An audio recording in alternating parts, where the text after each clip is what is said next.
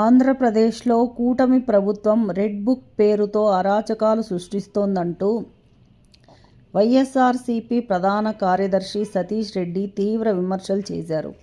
చంద్రబాబు నాయకత్వంలోని ప్రభుత్వం ప్రజా వ్యతిరేక విధానాలతో ప్రజల విశ్వాసం కోల్పోయిందని, ఈ విషయం ముఖ్యమంత్రి చంద్రబాబుకే అర్థమైంది అన్నారు. చంద్రబాబును పక్కన పెట్టి నారా లోకేష్ అభినవ దుర్యోధన పాత్రలో వ్యవహరిస్తున్నాడని ఆరోపించారు. పై స్థాయిలో బాబు లోకేష్ దోపిడీ, కింది స్థాయిలో ఎమ్మెల్యేల దోపిడీ జరుగుతోందని మండిపడ్డారు. ఇక పవన్ కళ్యాణ్ విషయానికి వస్తే, పవన్ కళ్యాణ్ రాజకీయాల్లోకి వస్తే పేదలకు, కాపులకు మేలు జరుగుతుందని అందరూ ఆశించారని, కానీ కూటమి ప్రభుత్వంలో జరుగుతున్న తప్పులను ప్రశ్నించే స్థాయిలో కూడా ఆయన లేరని తీవ్రంగా విమర్శించారు సతీష్ రెడ్డి. ఈ సందర్భంగా ఆయన చేసిన వ్యాఖ్యలు రాజకీయంగా సంచలనంగా మారాయి. పవన్ కళ్యాణ్ స్టార్ కాదు, తుస్ స్టార్గా మారిపోయారు అంటూ తీవ్ర వ్యాఖ్యలు చేశారు. ఈ వ్యాఖ్యలు రాష్ట్ర రాజకీయాల్లో కొత్త దుమారం రేపుతున్నాయి. కూటమి ప్రభుత్వంపై వైఎస్ఆర్సీపీ విమర్శల దాడులు మరింత తీవ్రం కానున్నాయా?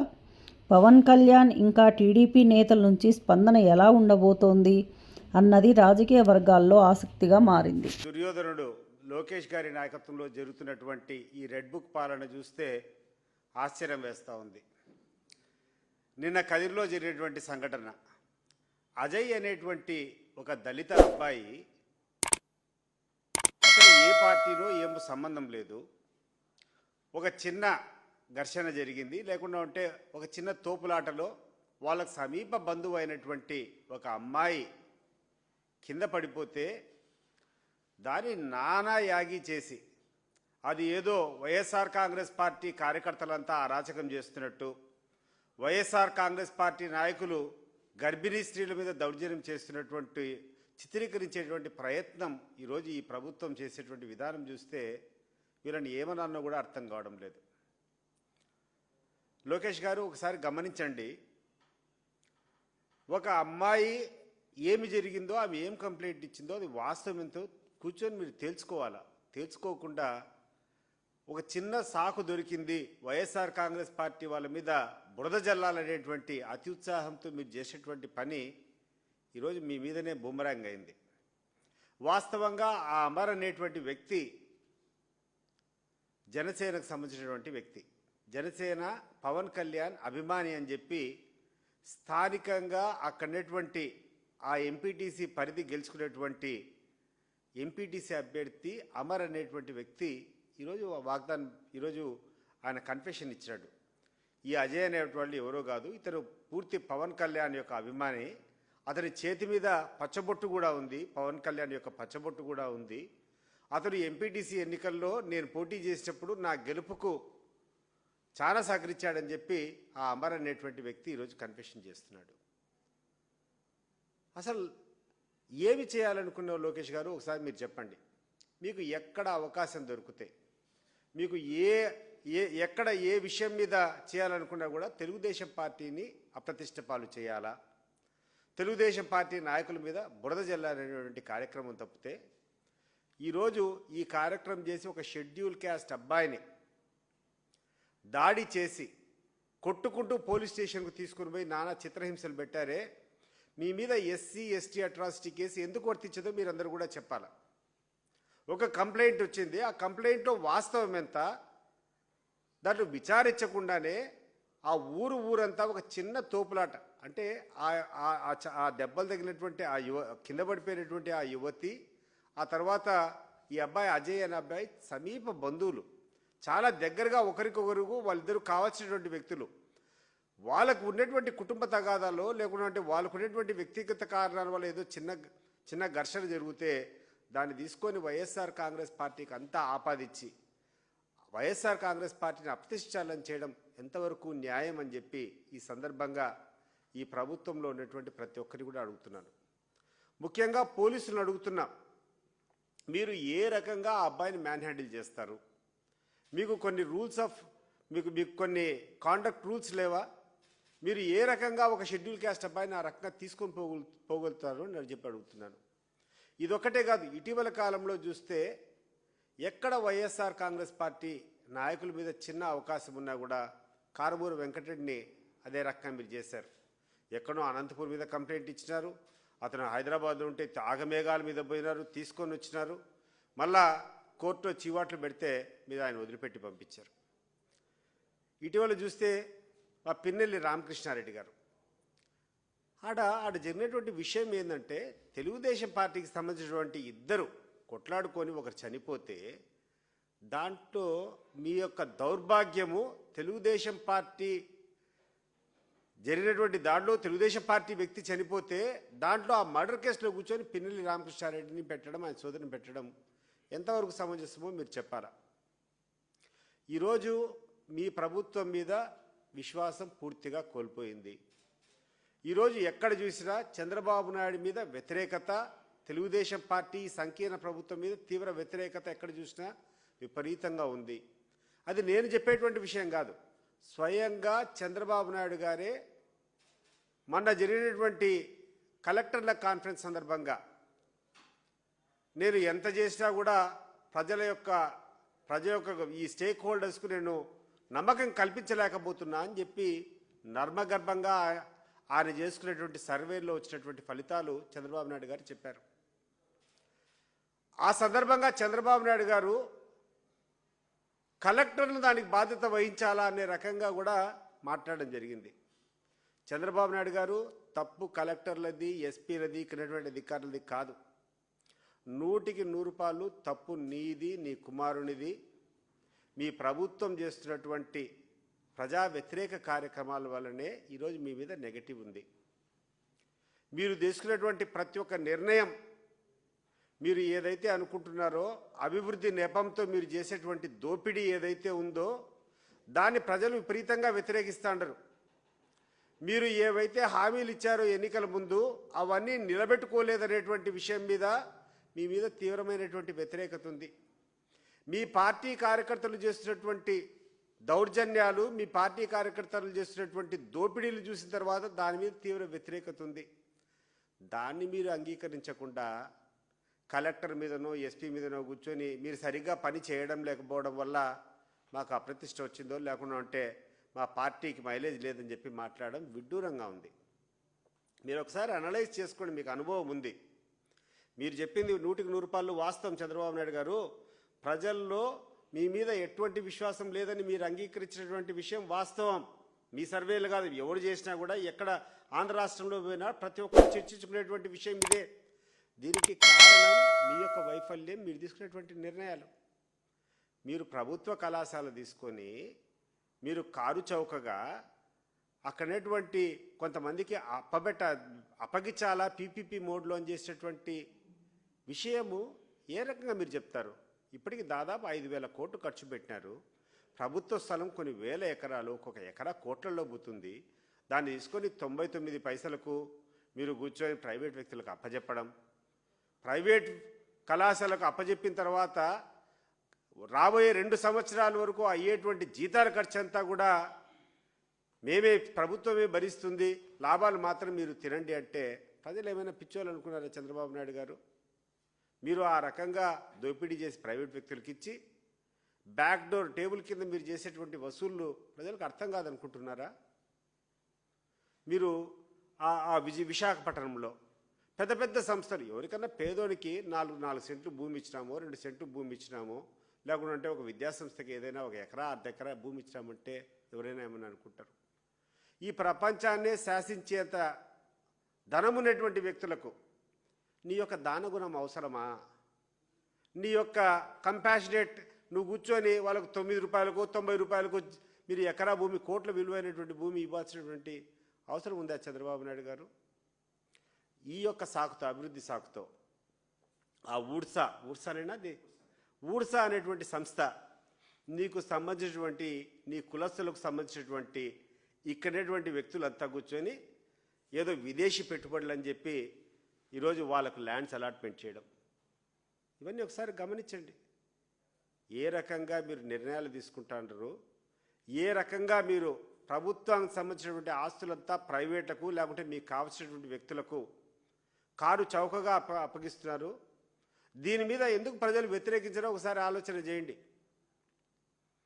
ఇది కాకుండా స్థానికంగా ఉన్నటువంటి మీ ఎమ్మెల్యేలు మీరు చేసేటువంటి అరాచకాలు మేము చెప్పాల్సినటువంటి అవసరంలా.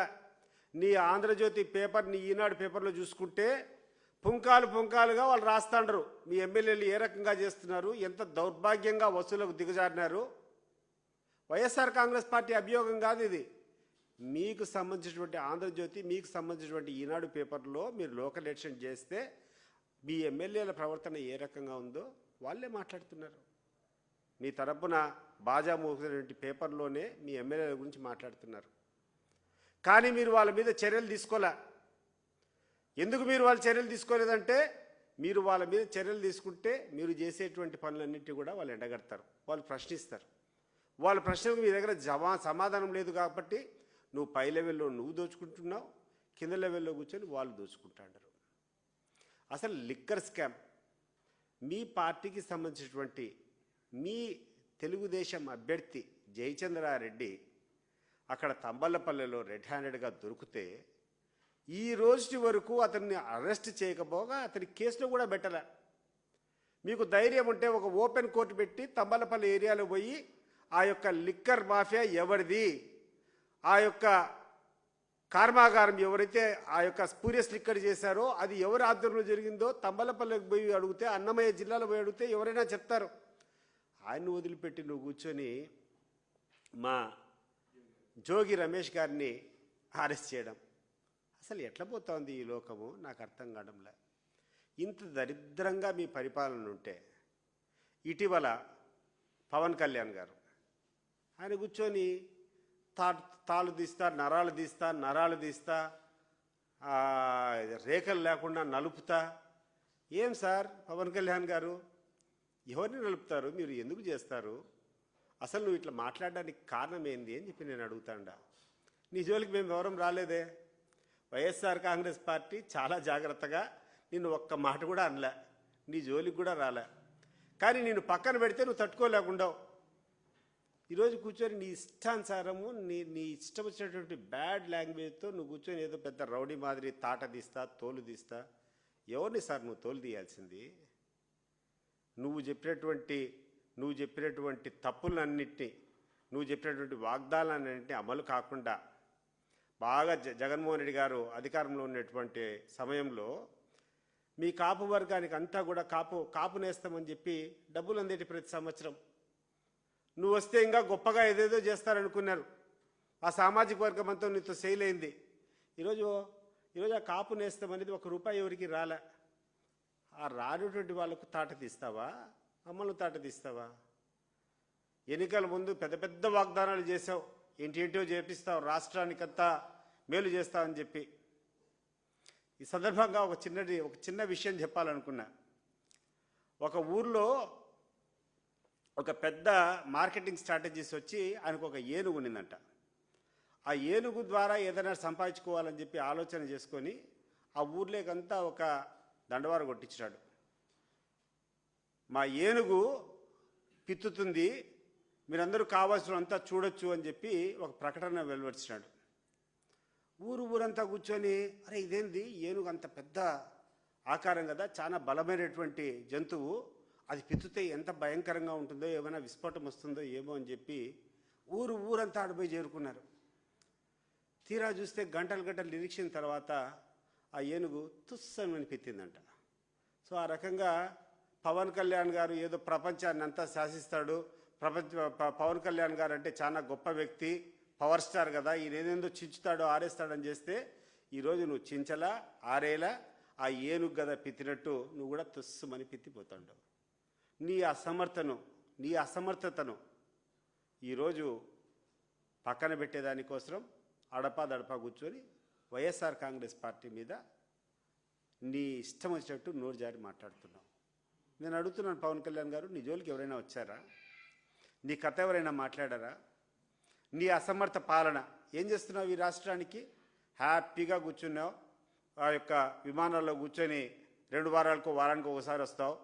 నీ యొక్క ఆ విమాన ఛార్జీలు ఈ ప్రభుత్వం కడుతుంది, నువ్వు కూర్చొని ఎంజాయ్ చేసుకొని ఎప్పుడైనా ఒకసారి అట్లా సినిమాలో ఫోజ్ ఇచ్చినట్టు ఈ రాష్ట్రానికి ఇచ్చిపోయి నువ్వు ఈరోజు వైఎస్ఆర్ కాంగ్రెస్ పార్టీని మాట్లాడడం ఎంత విడ్డూరంగా ఉంది ఒకసారి ఆలోచించి. ఈరోజు నిలదీయ్యా ప్రజలకు ఆ రోజు చెప్పినావు, అనేక సందర్భాల్లో నువ్వు చెప్పినావు నేను అవినీతి చేసే వాళ్ళను సహించానని చెప్పి. ఈరోజు రాష్ట్రంలో ఎక్కడ చూసినా అవినీతి విశృంఖలంగా ఏరులై ఎవడు దోచింది వాళ్ళు దోచుకుంటా అంటారు. సామాన్య ప్రజలైతే చెప్పుకునేటువంటి పరిస్థితిలో లేరు. మరి వాళ్ళని కూర్చొని ఎవరెవరైతే అవినీతి చేస్తారో వాళ్ళ తాటది. ముఖ్యంగా నీ యొక్క సహచరుడు ఎవరైతే ఉన్నారో వాళ్ళని ప్రశ్నించు. వాళ్ళని ప్రశ్నించకుండా వైఎస్ఆర్ కాంగ్రెస్ పార్టీ నాయకులను మమ్మల్ని కూర్చొని నువ్వు తాట తీస్తానంటే నీ యొక్క పిచ్చిని ఏమనుకోవాలో ప్రజలు చెప్తారు. నీ కార్యకర్త ఈరోజు ఆ అమర్ అనేటువంటి ఆ ఎంపీటీసీ అభ్యర్థి ఎవరైతే గెలిచినారో నీ పార్టీ టికెట్ పైన, ఆ అబ్బాయి చెప్తున్నాడు ఇతను మా జనసేన కార్యకర్తని. విచారణ చేయించు. అసలు ఏం జరిగింది ఆ కదిరిలో, అసలు ఎందుకు ఒక దళిత అబ్బాయిని తీసుకొని పోయి ఆ రకంగా స్టేషన్ తీసుకొని పోయినారో ఒకసారి ఎంక్వైరీ చేయి. అవన్నీ చేయకుండా నీ ఇష్టానుసారం మాట్లాడుకోవడం ఇది కరెక్ట్ కాదు అని చెప్పి నేను చెప్తున్నాను. చంద్రబాబు నాయుడు గారు ఒకసారి గుర్తుపెట్టుకోండి, ఈరోజు ఈ రాష్ట్రంలో మీరు చేయించుకునేటువంటి సర్వే మీకు వచ్చినటువంటి రిపోర్ట్ చాలా కరెక్టు. 100కి 100 ఈ ప్రభుత్వం మీద తీవ్రమైనటువంటి వ్యతిరేకత ఉంది. కానీ వ్యతిరేకత మీరు చేసేటువంటి దౌర్జన్యాలు, మీరు చేసేటువంటి దోపిడీలు, మీరు చేసేటువంటి అవినీతి, మీరు తప్పినటువంటి మాటల వల్ల వస్తూ ఉంది. మీరు అమలు చేసినటువంటి రెడ్ బుక్ రాజ్యాంగం వల్ల వస్తూ ఉంది తప్పితే కలెక్టర్ల వల్లనో ఎస్పీల వల్లనో కాదు. అండ్ అధికారులు కూడా చెప్తున్నా, మీరు చూశారు కదా, గమనించారు కదా, తప్పంతా ఆయన చేసి నిందలు మీ మీద మోపుతున్నాడు. మీరు ఇదే రకంగా పోతే రేపు మిమ్మల్ని ఎవరు కూడా రక్షించేటువంటి పరిస్థితిలో ఉండరు. ఈరోజు మీ చేత చేపించేటువంటి తప్పులన్నీ చంద్రబాబు నాయుడు మీ చేత తప్పులు చేపించి మళ్ళా ఆయన మిమ్మల్నే నిందిస్తున్నాడు. అది గమనించుకోండి ఒకసారి. ఇటువంటి వ్యక్తులకు మీరు వంతపాడాల్సినటువంటి అవసరం లేదు. ఏ ఊరికి పోయినా ఎక్కడికి పోయినా మీకు అదే జీతము, అదే కథ. అది మీరు మర్చిపోయి వాళ్ళకు తాబేదారుగా పనిచేయడము, వాళ్ళు చెప్పినటువంటి దౌర్జన్యాలన్నీ చేయడము, వాళ్ళు చేసేటువంటి దోపిడీలకు అన్నిటికీ సహకరించడము. రేపు మీరు బాధ్యులు గారా ఇవన్నీ? మళ్ళా ఇదే చంద్రబాబు నాయుడు మిమ్మల్ని ఏమైనా భుజాల మీద ఎత్తుకొని మోస్తానడా? మళ్ళీ మిమ్మల్ని నిందిస్తాడు. ఆయన గ్రాఫ్ పడిపోతే ఈరోజు మిమ్మల్ని కలెక్టర్ సదస్సు పెట్టి కలెక్టర్ సదస్సులో మీరందరూ చేయాలంటారు. ఏం చేయాలి మీరు? ఎందుకు మీకు చెడ్డ పేరు వచ్చింది? ఎందుకు ఈ ప్రభుత్వానికి చెడ్డ పేరు వచ్చింది?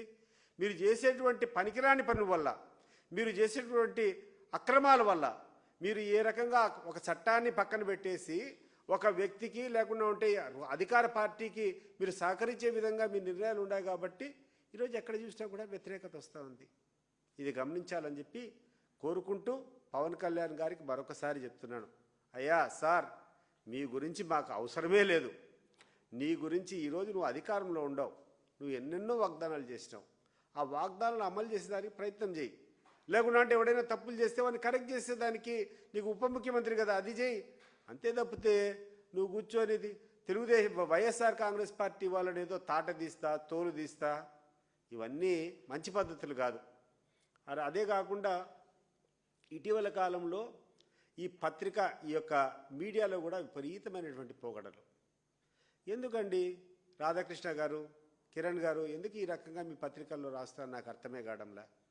అసలు ఎక్కడనో తిరుపతిలో కూర్చొని వైఎస్ఆర్ కాంగ్రెస్ పార్టీలో బంగారు చోరీ, మీరు నమ్ముతున్నారా ఆ మాట? ఎక్కడికి పోతా ఉండరు? ఏమి కథ? మీ చంద్రబాబు నాయుడు గారు మీ వ్యక్తి ఆయన పరిపాలన చేతగాక ఆయన ప్రజల్లో ఫెయిల్ అయితే ప్రతినిత్యం కూర్చొని వైఎస్ఆర్ కాంగ్రెస్ పార్టీ హయాంలో, జగన్మోహన్ రెడ్డి గారి హయాంలో ఏదో దోపిడీ జరిగినట్టు ప్రచారం చేయడం. మన కూర్చున్నారు ఆ యొక్క పరకామన్లో దోచుకున్నారని చెప్తారు, అది తప్పు చేస్తారని మాట్లాడతారు. నిన్న కూర్చొని ఏదో ఆ గుడిలో తాపడం చేసేటువంటి బంగారు తాపడం చేసే దాంట్లో ఆ హయాంలో జగన్మోహన్ రెడ్డి గారి హయాంలో దోపిడీ, ఆ బంగారు దొంగతనం జరిగిందని మాట్లాడతారు. ఎక్కడన్నా ఎవడైనా పనికిరాని పనులు చేస్తే వారి మీద చర్య తీసుకోండి. ఆ ప్రభుత్వం మీద ఏదో తప్పులు చూసుకొని పోవడము. అండ్ వ్యక్తిగతంగా ఏంటంటే హిందూ ధర్మాలంతా మీరు చేసేటువంటి చౌకబార్ రాజకీయం ఏంటంటే జగన్మోహన్ రెడ్డి గారు క్రిస్టియానిటీని నమ్ముతారు కాబట్టి ఆయన మీద హిందువుల మీద అంతా వ్యతిరేకం వచ్చే రకంగా మాట్లాడము ఇది మంచి పద్ధతి కాదు అని చెప్పి మీకు చెప్తున్నాను. ఒకసారి పులివెందుల నియోజకవర్గంలో కానీ కడప జిల్లాలో కానీ మీరు ఒకసారి రండి. వైఎస్ జగన్మోహన్ రెడ్డి గారు 2 సార్లు ఎంపీగా ఉన్నారు, ఆయన ముఖ్యమంత్రిగా ఉన్నారు, ఆయన దాదాపు 14-15 సంవత్సరాల నుంచి యాక్టివ్గా రాజకీయాల్లో ఉన్నారు. దాని ముందు రాజశేఖర రెడ్డి గారు 1978 నుంచి ఉన్నారు.